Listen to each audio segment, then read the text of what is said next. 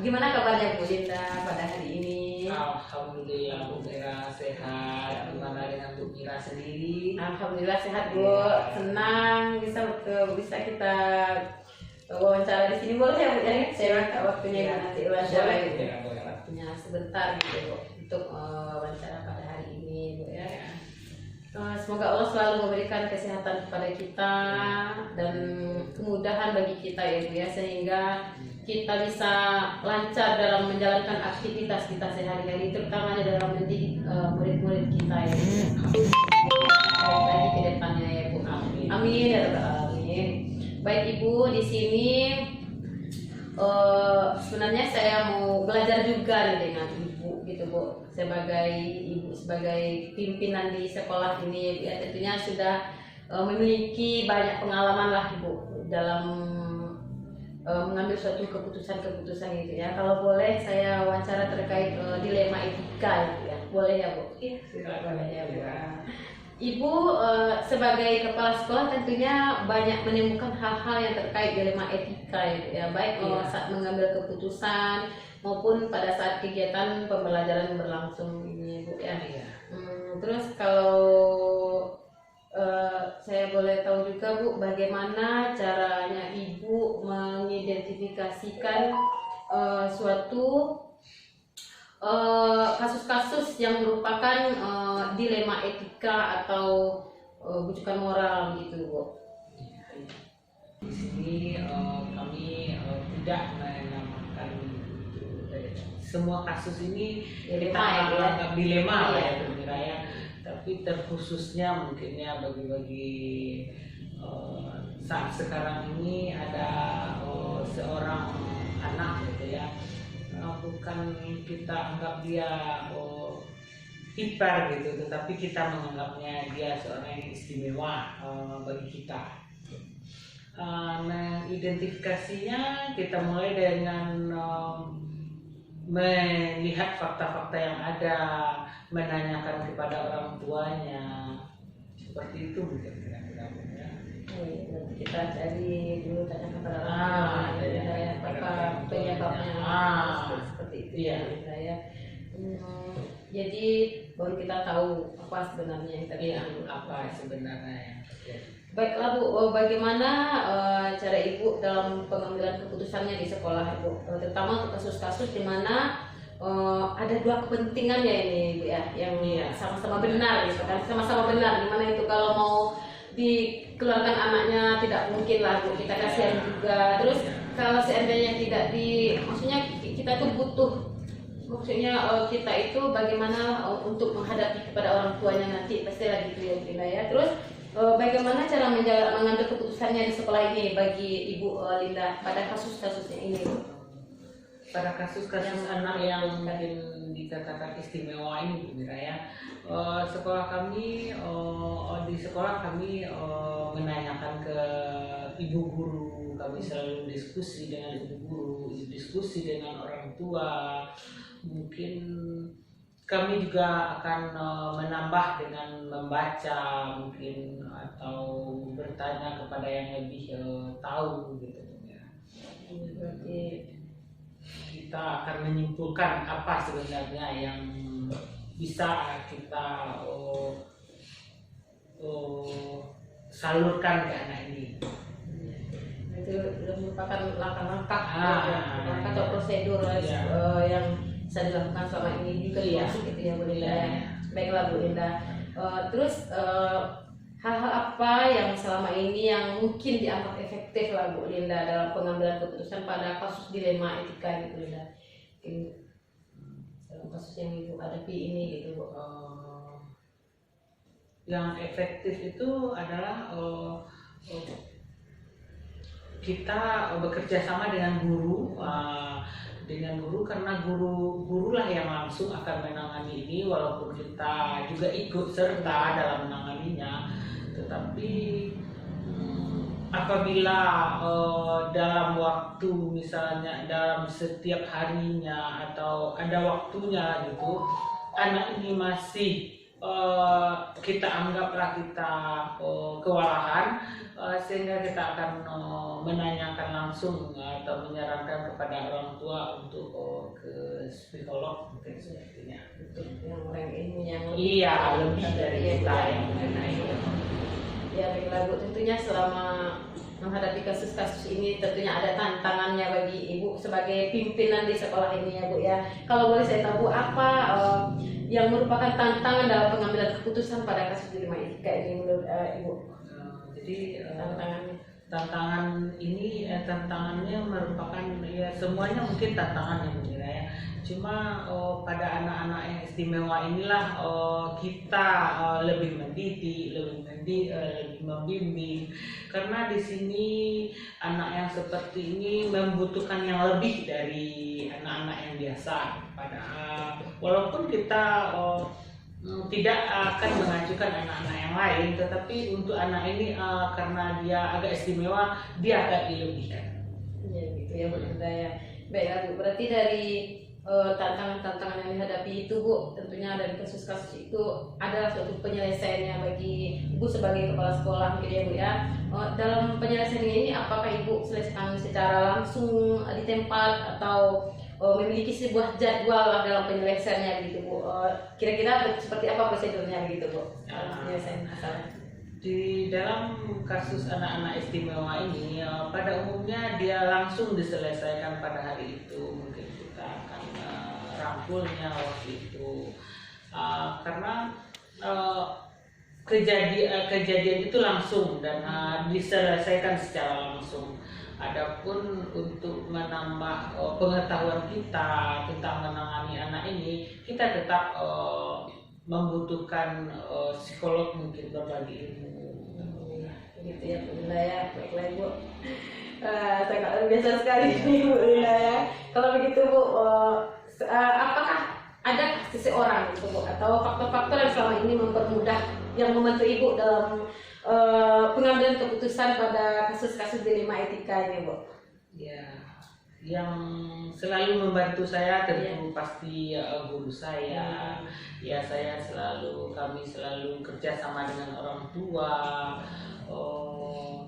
Juga mungkin kami akan kerjasama dengan pihak kesehatan juga Bu. Ya. Dari semua yang telah disampaikan, dipaparkan tadi ya Bu ya, dari kasus yang telah diceritakan tadi Bu, pembelajaran apa yang mungkin dapat dipetik dari pengalaman Ibu selama menjabat kepala sekolah ini untuk pengambilan keputusan dilema etika ini Bu Linda? Dalam hal ini pastinya tentunya orang tua yang telah mengantarkan anak ke tempat kita itu ada suatu kehormatan untuk kita, karena kita dianggap bisa oleh orang tua untuk membimbing anaknya walaupun anaknya itu istimewa. Luar biasa sekali Bu Linda, Masya Allah. Terus Bu, apa rencana Ibu ke depannya dalam menjalankan pengambilan keputusan di mengenai dilema etika ini Bu? Rencana Ibu ke depan gitu lah Bu. Rencana kami ke depannya, kami akan selalu membuka siapa saja orang tua yang mau mengantarkan anaknya ke sekolah ini. Dan itu juga kami sampaikan, dan itu juga suatu keputusan yang telah kami ambil bersama dengan ibu guru. Kami akan selalu membuka untuk anak-anak yang diantarkan orang tuanya ini ke sekolah kami. Ya, luar biasa sekali Bu Linda, senang sekali bisa wawancara sama Bu Linda pada hari ini. Baiklah Bu Linda, terima kasih atas waktunya pada hari ini yang telah meluangkan waktunya untuk melaksanakan wawancara pada hari ini ya Bu Linda. Ya, sama-sama Bu. Terus semoga nanti ya Bu Linda ya, ini sangat bermanfaat sekali khususnya bagi diri saya pribadi nih Bu Linda ya. Juga untuk teman-teman saya sesama CGP. Mulai bagaimana cara pengambilan keputusan pada kasus-kasus dilema etika ini Bu Linda. Semoga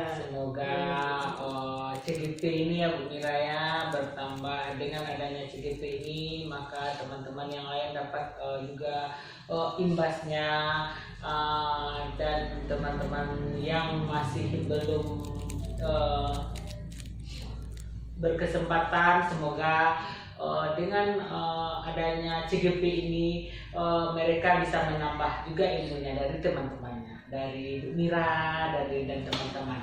Masya Allah, insya Allah ya Bu Linda ya. Terima kasih atas doanya Bu Linda. Semoga nanti saya sebagai calon baru nih ya Bu Linda ya. Saya ini masih belajar, masih butuh belajar banyak lah dari Ibu kepala sekolah, dan saya sangat bangga sekali memiliki kepala sekolah seperti Ibu yang sangat mendukung lah gitu ya Bu ya. Terima kasih. Semoga banyak kepala-kepala sekolah lainnya yang bisa mencontoh yang seperti ini ya Bu Linda dalam menjalankan keputusan-keputusan gitu ya Bu. Iya, semoga kedepannya kita lebih maju ya Bu Mira ya. Bukan kita saja tapi semuanya. Semuanya insya Allah. Semoga Allah kabulkan doa kita ya Bu ya. Amin. Ya Rabbal Alamin. Bu, terima kasih Bu atas waktunya. Maaf ya Bu udah mengambil.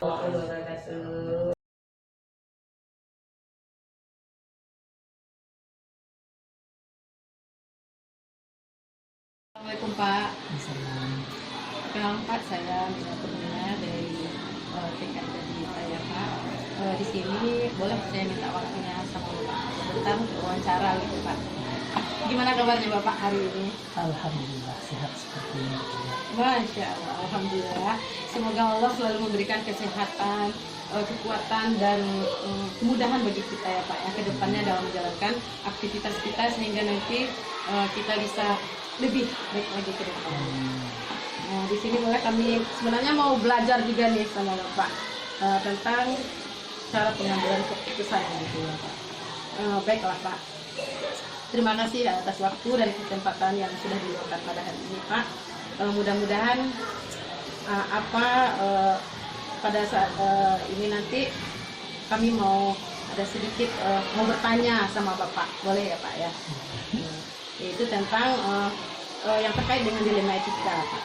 Pastinya di saat Bapak menjabat kepala sekolah ada beberapa macam kasus yang terjadi di SD Bapak tempat Bapak memimpin sekarang ini Pak ya. Pastinya di antara kasus-kasus tersebut ada yang menjadi dilema di saat Bapak mengambil keputusan Pak. Terus kalau boleh saya tahu ya Pak, bagaimana caranya Bapak dalam mengidentifikasikan kasus-kasus yang merupakan dilema etika atau bukan moral ini Pak? Terima kasih Bu. Dilema etika ini mungkin suatu hal yang selalu setiap saat bagi kita pemimpin selalu dihadapkan dengan harus memilih dahulu. Tapi sebelum kita menentukan pilihan kita, tentu kita harus mengaji beberapa hal. Misalnya kita ambil satu contoh yang sering terjadi di SD di saat kenaikan kelas. Di saat rapat Dewan Guru itu kan ada nanti diperbincangkan ada anak yang akan tinggal kelas, ada anak yang naik kelas. Tentu nanti setiap wali kelas akan melaporkan ini anak calon-calon yang akan tinggal karena berbagai hal di kelasnya masing-masing. Di sini timbullah yang dikatakan dilema etika ini, di sana timbulnya sering sekali timbul. Tapi terkadang kita harus menyadari, taruhlah seperti kasus anak yang harus naik dan harus tinggal tadi, kita katakan anak yang harus tinggal, mungkin di satu sisi kita sah-sah saja meninggalkan anak ini karena ada hal-hal misalnya dalam proses pembelajarannya mereka tidak tuntas. Tapi di sisi lain kita harus perhatikan juga bagaimana anak ini dalam kehidupan sehari-harinya. Misalnya, mungkin dari segi prestasi akademik, anak ini katakanlah menengah ke bawah yang dikategorikan tinggal tadi. Tapi dari kategori non-akademik, kita bisa lihat apakah kontribusi anak ini di sekolah. Misalnya, anak ini sangat aktif sekali pramuka, menyumbangkan medali yang sangat banyak untuk sekolah. Dengan arti kata, dari segi prestasi belajar anak ini kurang, tapi dari segi prestasi non-akademiknya seperti pramuka, misalnya dari segi olahraga, dari segi kesenian, seperti marching band, anak ini ikut Jadi kita harus perhatikan bagaimana anak ini. Jadi kalau bagi saya sebagai kepala sekolah, di saat menentukan pilihan itu kita harus tadi segala aspek. Bukan saja di satu sisi kita menilainya, tapi di sisi lain juga harus kita perhatikan. Jadi timbul nanti yang dikatakan dilema etika tadi, bisa saja anak yang di kategori akademik rendah tadi bisa saja naik kelas karena di non akademik dia juga menonjol. Jadi kedua-duanya kan boleh kita lakukan, boleh kita tinggalkan, boleh kita naikkan, tapi kita kaji lagi plus minusnya.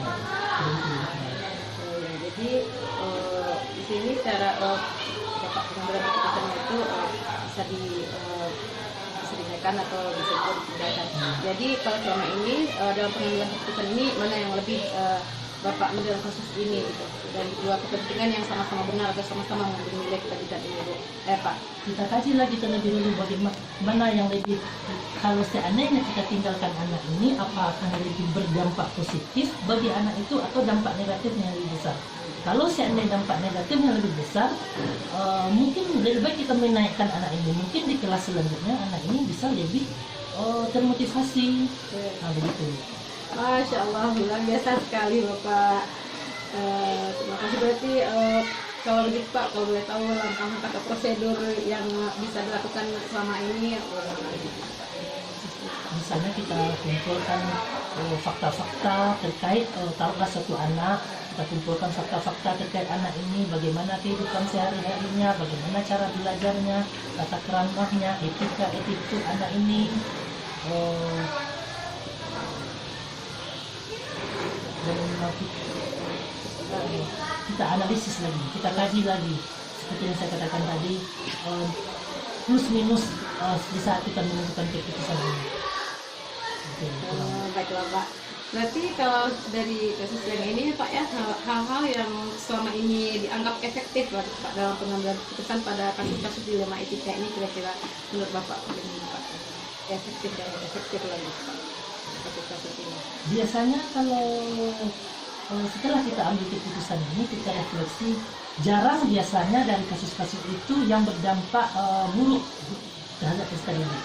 Biasanya setelah kita ambil keputusan, kita yakin, kita sepakat bersama-sama mengambil keputusan ini, biasanya lebih mengarah kepada hal-hal yang positif.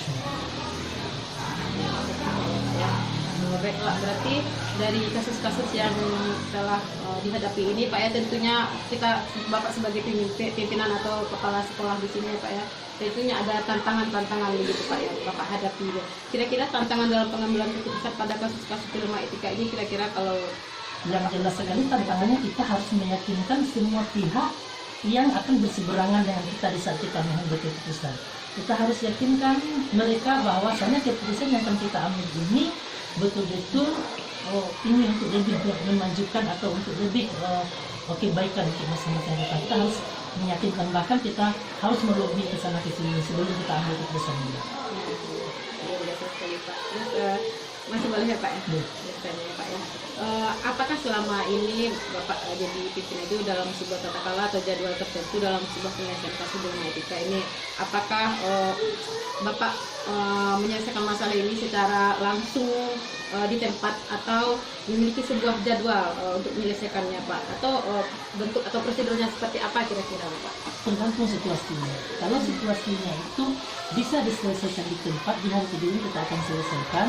Tapi kalau kasus yang kita temukan harus kita perlu pengkajian ulang, harus kita bentuk tim untuk menyelesaikannya, tentu kita akan ikuti prosedurnya.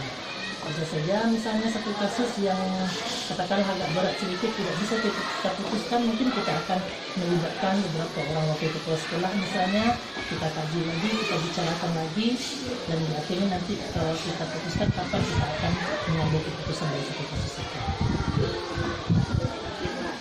Tentunya ada seseorang atau faktor-faktor yang selama ini mempermudah atau membantu Bapak dalam pengambilan keputusan dalam kasus-kasus ini Pak. Kalau bagi kami pribadi di sekolah ini ada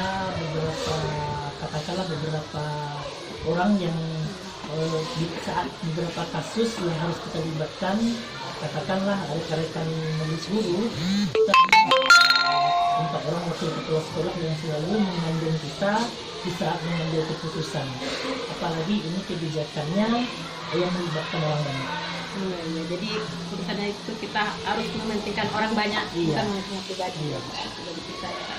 Jadi terima kasih Pak dari semua hal yang telah Bapak sampaikan tadi. Terima kasih semua yang dari Bapak ya. Pembelajaran apa yang dapat dipetik dari pengalaman dalam pengambilan keputusan di lama etika ini Pak? Gitu. Pengalamannya kalau bagi para pribadi, rasanya kalau kita bisa memutuskan suatu hal yang berkaitan dengan etika, di saat kita beranjak ke hal yang lebih baik, tentu kita yakin kita tidak kita apa istilahnya memudahkan sesuatu hal. Tentu kami sangat yakin kita di suatu saat mungkin hal-hal yang kita akan melakukan kita tidak akan memudahkan orang. Itu prinsip yang selalu kami pegang. Luar biasa sekali Pak keputusannya dari pemikiran Bapak di sini Pak ya. Terus sedikit lagi Pak ya, rencana Bapak ke depannya dalam menjalankan pengambilan keputusan yang mengambil isu-isu di rumah etika Pak. Rencana ke depannya gitu Pak. Kalau kedepannya untuk dalam mengambil keputusan di rumah etika ini tentu kita selalu mengkaji baik atau buruknya suatu keputusan kita ambil, apakah ini akan mendatangkan nilai positif untuk suatu masalah. Kalau kita akan memutuskan mundur misalnya, itu lebih baik daripada memutuskan menjadi, tentu kita akan ambil keputusan mundur. Tapi kalau kita lebih memungkinkan kita memilih maju, tentu kita akan mengambil keputusan itu untuk melanjutkan, dan tentu segala konsekuensi akan tertanggung di saat keputusan kita ambil. Alhamdulillah, luar biasa sekali Pak ya. Ini patut dicontoh nih keputusan Bapak ya Pak ya. Baiklah Pak, mungkin itu mungkin yang wawancara kita pada hari ini Pak ya. Terima kasih atas waktunya Bapak yang telah meluangkan waktunya pada hari ini kepada kami, dan semoga semua ini bisa bermanfaat khususnya bagi diri saya pribadi gitu Pak ya, dan juga mungkin teman-teman saya CGP yang lainnya gitu Pak, bermanfaat. Terima kasih untuk kesempatan yang diberikan kepada kami pribadi. Mungkin katakanlah saya sebagai kepala sekolah dalam rentang waktu sudah 5 tahun ini sangat di usia yang sangat dari muda, mungkin jauh dari kesempurnaan, tapi setiap hari kita selalu menata diri untuk lebih maju, untuk lebih memajukan pendidikan khususnya di Kota Tinggi. Terkait pengumuman untuk hari ini merupakan suatu penghargaan bagi kami. Mudah-mudahan dengan adanya program di Pembela ini kedepannya pendidikan di Kota Tinggi ini jauh lebih maju daripada masa-masa yang akan datang. Mungkin di sisi lain kita akan lebih banyak berbagi. Kebetulan sekolah kita ini salah satu sekolah yang akan mengikuti program sekolah penggerak angkatan ketiga di Kota Tinggi. Tentu saja Bu, sekali lagi terima kasih atas waktu yang telah diberikan, kepada kami untuk kesempatan ini yang sangat berharga bagi kami. Terima kasih Pak. Assalamualaikum warahmatullahi wabarakatuh.